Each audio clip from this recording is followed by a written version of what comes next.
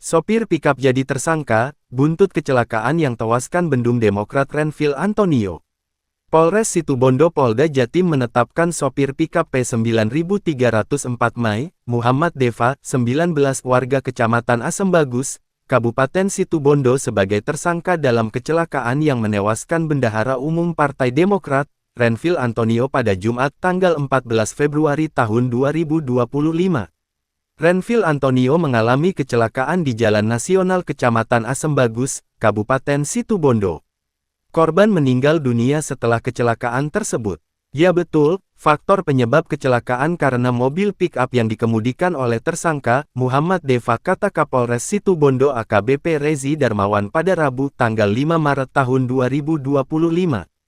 Pihak kepolisian menetapkan tersangka terhadap Muhammad Deva pada Selasa tanggal 4 Maret tahun 2025.